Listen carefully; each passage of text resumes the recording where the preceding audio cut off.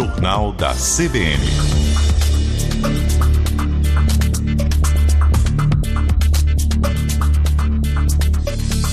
Apresentação: Carolina Moran. Olá, muito bom dia. Bem-vindo ao Jornal da CBN deste domingo, 12 de setembro de 2021. Vamos juntos até às 9 horas da manhã. Vamos com as principais notícias do dia. Os Estados Unidos relembraram neste sábado os 20 anos dos atentados terroristas de 11 de setembro. Familiares das vítimas e autoridades participaram das homenagens aos 2.977 mortos nos ataques. Durante um dos atos, foi lido o nome de cada pessoa que perdeu a vida. As cerimônias começaram com 1 minuto de silêncio às 9h46 da manhã, pelo horário de Brasília, no Memorial de Manhattan, em Nova York. No local ficavam as torres gêmeas do World Trade Center, alvo do primeiro avião sequestrado pelos terroristas. O presidente Joe Biden participou da solenidade no Marco Zero, ao lado dos ex-presidentes Barack Obama e Bill Clinton. Também houve cerimônias em Washington e na Pensilvânia, onde outro avião caiu. Biden esteve no local, assim como o ex-presidente George W. Bush. O republicano comandava o país na época dos atentados e, durante o discurso, homenageou as vítimas. Há 20 anos, todos nós descobrimos de maneiras diferentes, em lugares diferentes, mas todos ao mesmo tempo, que nossas vidas mudariam para sempre. Estas vidas permanecem preciosas para nosso país, infinitamente preciosas para cada um de vocês. Hoje, compartilhamos a sua perda, a sua dor e honramos os homens e mulheres que vocês amaram por tanto tempo e tão bem. A vice-presidente Kamala Harris falou das perdas e dos impactos emocionais para os familiares dos mortos e destacou como o ódio contra uma cultura pode semear ações violentas. Biden não discursou, estratégia adotada por causa do desgaste que ainda enfrenta pela forma como lidou com a crise gerada pela retirada das tropas americanas do Afeganistão. Mas na véspera, o democrata divulgou uma mensagem em vídeo. Testemunhamos as forças mais sombrias da natureza humana. Medo e raiva, ressentimento e violência. Vimos a unidade nacional. Aprendemos que a unidade é a única coisa que nunca deve ser quebrada. Unidade é o que nos torna quem somos. A América no seu melhor. Para mim, essa é a lição central do 11 de setembro. É que nós, no nosso momento mais vulnerável, nos avanços e recuos que nos fazem humanos e na batalha pelas almas dos Estados Unidos, temos na união a nossa força.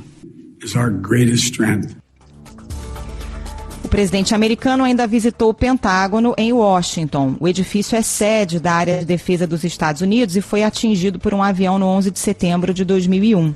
O professor de Relações Internacionais da Universidade Veiga de Almeida, Tanguy Bagdadi, disse que as ações terroristas destruíram o status de grande potência dos Estados Unidos. Ele afirmou que a resposta do país com a guerra ao terror foi um fracasso.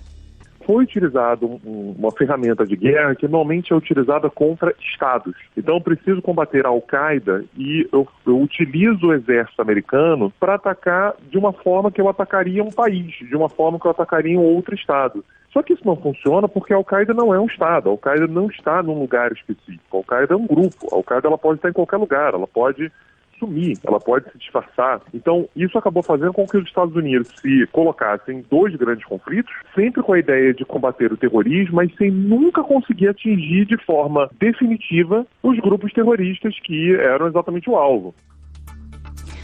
O ex-presidente Donald Trump não compareceu a nenhuma cerimônia. Ele foi visto nos prédios da polícia e dos bombeiros de Nova York. Em resposta a uma questão sobre os planos eleitorais, o republicano disse que ainda não é hora de falar sobre o assunto. 6h08, o estado de São Paulo começa a usar amanhã os imunizantes contra a Covid-19 da Pfizer para vacinar quem está com a segunda dose da AstraZeneca atrasada. Muitas pessoas nessa situação procuraram os postos de saúde ontem, mas ficaram frustradas. A modelista Vera Lúcia Sensi queria ter completado a imunização neste sábado, o que não conseguiu mesmo depois de visitar pelo menos 3 postos. Ela contou que teve reação na primeira dose e gostaria de ter tomado a segunda no fim de semana para não precisar faltar no trabalho em caso de sentir algum efeito adverso. Eu vou atrasar, vai ter que atrasar, e eu não gosto de atrasar, né? Mas não vai ter jeito, que durante a semana que eu tô trabalhando eu não tenho coragem de fazer a vacina, sabendo que eu passei muito mal na primeira. Mas eu vou fazer, lógico, né? Apesar de passar mal, eu sei que eu vou fazer. É necessário, né? É muito importante vacinar. Na sexta-feira, não havia vacina da AstraZeneca em 99% dos postos da cidade de São Paulo. No caso do fármaco da Pfizer, esse número chegou perto de 90%. O monitoramento foi feito pelo site De Olho na Fila, mantido pela Prefeitura. O governo paulista informou que 400 mil unidades da vacina da Pfizer estão sendo distribuídas neste fim de semana entre as cidades do estado. A corretora Eli Tassinari tinha retorno a uma UBS marcado para o dia 8, mas não conseguiu se vacinar e agora teme pela eficácia do imunizante diante do atraso. Tenho seguido o filômetro, né, da prefeitura e quando eu chego no posto já acabou, não dá tempo. Estou totalmente insegura, eu não sei se vai ter validade, né, vai valer a pena tomar a segunda dose, eu fico meio insegura se eu estou tomando à toa, né, porque ninguém explica direito.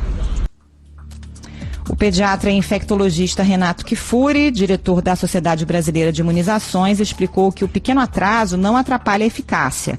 Ele também disse que usar o imunizante da Pfizer é a melhor opção neste momento. Para quem está com atraso, receber a vacina o quanto antes não prejudica a eficácia da primeira dose, não há perda de proteção. O que a gente pretende, o que a gente orienta é que esse atraso seja o mínimo possível, a fim de que a eficácia entre a primeira e a segunda dose seja mantida. Vamos vacinar todos aí com a segunda dose. Se não dispusermos de AstraZeneca por um tempo, podemos sim utilizar a vacina Pfizer. Os dados mostram que é uma combinação segura e eficaz na proteção da população. A utilização de duas vacinas diferentes na mesma pessoa foi aprovada pelo Comitê Científico do Governo do Estado e pelo Plano Estadual de Imunização. A decisão teve como base estudos da Organização Mundial de Saúde e orientações do governo federal. 6h11, na expectativa do envio das vacinas contra a Covid-19, que serão usadas como terceira dose, municípios estão confiantes de que a aplicação será feita rapidamente em todo o público-alvo. Segundo o Ministério da Saúde, a distribuição começa na próxima quarta-feira. Devem receber o reforço pessoas com pelo menos 70 anos e os imunossuprimidos. O presidente do Conselho Nacional de Secretarias Municipais de Saúde, Mauro Junqueira, disse que a ideia é ampliar a campanha para quem tem 60 anos, mas afirmou que antes é preciso cumprir o plano de imunização do governo federal. A partir do momento que os municípios cumpram o que está sendo orientado, é o que a gente tem orientado desde o princípio, para cumprir as orientações do PNO, as vacinas vão chegar e nós vamos conseguir concluir como nós estamos fazendo. Infelizmente, a população ela vai atrás e ela toma, ela está consciente disso. A ideia é começar a vacinar acima de 70 anos, depois descer para 60. Essas pessoas voltem às unidades e, se não voltar, as equipes de saúde vão fazer busca ativa. A supervisora da área de saúde da Confederação Nacional dos Municípios, Carla Alberti, disse que a maioria das cidades tem cumprido as indicações do Ministério da Saúde, mas algumas podem acabar utilizando os fármacos destinados para reforço em pessoas que ainda não fecharam o processo vacinal. Em pelo menos 6 estados, a conclusão da imunização foi interrompida por causa de falta de vacinas da AstraZeneca para a segunda dose. Na avaliação de Carla Alberti, a grande preocupação é ter doses suficientes para fazer o reforço. Eu acredito que o principal desafio seja que a gente tenha a vacina chegando no município no tempo necessário. Porque especificamente para a dose 3, é para uma população que esteve muito presente, ela se fez presente na vacinação, que são pessoas idosas. Eu acho que o maior desafio é que a gente tenha o quantitativo de doses suficientes para fazer esse reforço. Chegando a vacina no município, eles estão mais do que capacitados para operacionalizar qualquer campanha de vacinação, desde que a gente tenha vacina. Em alguns municípios, como Belo Horizonte e Porto Alegre, a terceira dose já está sendo aplicada. O ministro da Saúde, Marcelo Queiroga, tem destacado que não poderá garantir a entrega dos imunizantes às cidades que seguirem planos de imunização próprios. Até o momento, o total de brasileiros completamente vacinados contra o coronavírus chega a 72.705.000, o que representa 34,08% da população. Já o contingente de pessoas que tomaram pelo menos a primeira dose de algum imunizante atingiu 137.832.000, número equivalente a 64,61% dos brasileiros. Os dados são das secretarias estaduais de saúde e foram reunidos e divulgados pelo consórcio de veículos de imprensa. 6h14, o calendário de vacinação contra a Covid pode ser interrompido a qualquer momento em cidades do estado do Rio de Janeiro que estão com estoques baixos de imunizantes. As prefeituras aguardam novas entregas do Ministério da Saúde. Com a falta da vacina da AstraZeneca na capital fluminense, funcionários de postos passaram a oferecer o imunizante da Pfizer para a segunda dose e a quantidade disponível do fármaco já está no limite. O secretário de Estado de Saúde do Rio, Alexandre Chiep, afirmou que a expectativa é de que cheguem novas doses nos próximos dias, mas o Ministério da Saúde ainda não se posicionou oficialmente. Bom, a gente continua na expectativa de chegada de vacinas na semana que vem. Não recebemos a pauta ainda do Ministério da Saúde, mas a expectativa de um aporte de doses da Pfizer, da Coronavac, se confirmando a programação de entrega da Fiocruz e de AstraZeneca. A ideia é da gente consolidar a vacinação dos maiores de 18 anos aqui no estado, garantir a segunda dose e continuar avançando nos idosos acima de 70 anos de idade e nos adolescentes. A previsão da Prefeitura do Rio é de que a vacina da AstraZeneca acabe totalmente em breve, o que também deve afetar a primeira aplicação. O problema já era esperado desde que a Biomanguinhos retardou o cronograma de entregas para todo o país em virtude da falta do ingrediente farmacêutico ativo importado da China. Na semana passada, a Fundação avisou que ficaria 2 semanas sem repassar o imunizante. Os fármacos da Pfizer em estoque e as próximas remessas devem garantir as 2 doses até para o público que iniciou o esquema vacinal com o imunizante da AstraZeneca. Neste sábado, o movimento foi tímido nos postos de saúde. A cidade do Rio de Janeiro fez a repescagem para os adolescentes de 15 a 17 anos. Gestantes, mulheres que acabaram de ter filho, lactantes e pessoas com deficiência de pelo menos 12 anos também puderam se imunizar. Agora, 6h16, o Senado sinaliza que não deve votar o Código Eleitoral até o começo do mês que vem, apesar da pressa da Câmara dos Deputados. O projeto precisaria ser sancionado até o dia 2 de outubro para valer nas eleições de 2022. As lideranças partidárias avaliam que não há tempo para fazer isso. Além do prazo curto, os senadores enxergam problemas no mérito do projeto. O líder do bloco, que reúne Podemos, PSDB e PSL, Lazier Martins, criticou a volta das coligações partidárias e afirmou que o novo Código Eleitoral é inconveniente sob todos os aspectos. Em primeiro lugar, porque isso significa a continuação de um velho vício da política brasileira. A cada eleição mudam-se as regras e isso é nocivo para o Brasil. Ainda mais agora com esse curto espaço de tempo, sem possibilidade de grande debate por causa da impossibilidade das reuniões plenárias, decorrência da pandemia. Tudo tem que ser feito de afogadilho, precipitado, às pressas. Então, se depender do meu voto, não se altera nada. Fica tudo como veio das últimas eleições. Os deputados federais aprovaram o texto principal na quinta-feira e durante esta semana vão discutir os destaques, que são as sugestões de mudanças. A proposta tem uma série de pontos polêmicos, como um trecho que proíbe as pesquisas de intenção de voto na véspera da votação e outro que altera as regras do fundo partidário. Segundo o texto, a verba pode ser usada em gastos de interesse do partido, o que, segundo especialistas, abre brecha para que todos os tipos de despesa sejam bancadas com dinheiro público. No total, são 900 artigos. O líder do PL no Senado, Carlos Portinho, afirmou que o tema é complexo e que o Senado tem outras pautas na frente. A discussão do Código Eleitoral ela não pode ser avançar no afogadilho, né? Realmente é um código, então são muitos artigos, muitas questões que está buscando a Câmara aperfeiçoar do ponto de vista dela, e isso o Senado, como Câmara revisora, tem a obrigação de se deter nesse estudo. E a gente tem que entender que tem várias pautas, na verdade, aguardando no Senado Federal, né? Você tem a votação de autoridades, a gente tem os próprios vetos do Congresso Nacional, que vai demandar uma sessão do Congresso Nacional. O senador Eduardo Girão questionou a urgência do tema. Para o parlamentar, o novo Código Eleitoral traz alterações negativas e precisa ser barrado.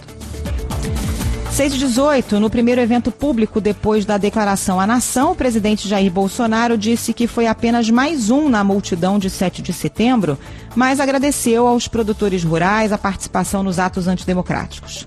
No feriado da Independência, o chefe do Executivo atacou o ministro do STF, Alexandre de Moraes, disse que não cumpriria decisões judiciais que partissem do magistrado e inflamou apoiadores que pediam até o fechamento do Congresso. Depois das declarações golpistas, o presidente da República buscou acalmar políticos e caminhoneiros, passando também pelo mercado financeiro. No mesmo tom da carta que escreveu a 4 mãos com o ex-presidente Michel Temer, Bolsonaro disse ontem que nenhum poder saiu vitorioso nos atos. Vivemos ainda momentos um pouco conturbados, mas tenho certeza que as coisas já começaram a se ajustar. Não é hora de dizer se esse ou aquele poder saiu vitorioso. A vitória tem que ser do povo brasileiro. Acima de cada um de nós, acima dos 3 poderes, está o destino dessa grande nação. Neste sábado, o presidente visitou rapidamente a Expo Inter na cidade de Esteio, no Rio Grande do Sul. Ele chegou sem máscara, mas o uso do equipamento era obrigatório no evento pelas regras estaduais e municipais. A declaração, dada durante almoço fechado, foi transmitida pela TV Brasil. Bolsonaro voltou a defender o marco temporal, que está sendo julgado pelo Supremo Tribunal Federal, mas evitou novas críticas à corte.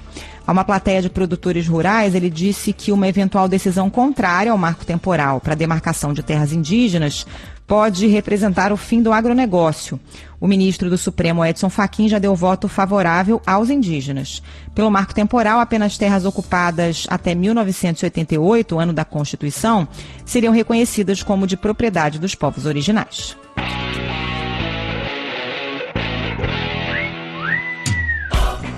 O Santos não saiu do 0-0 com o Bahia na Vila Belmiro em jogo da 20ª rodada do Campeonato Brasileiro.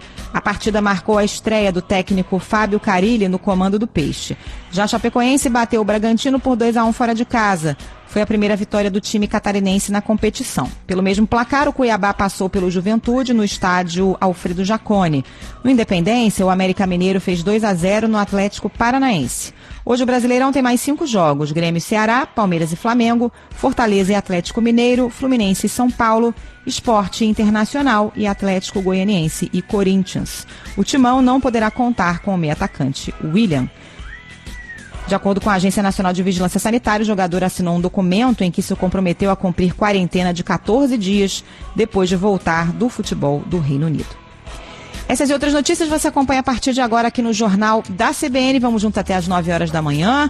Você pode participar pelo nosso WhatsApp, o número é 11 99911 9981. Também pelo nosso chat no YouTube.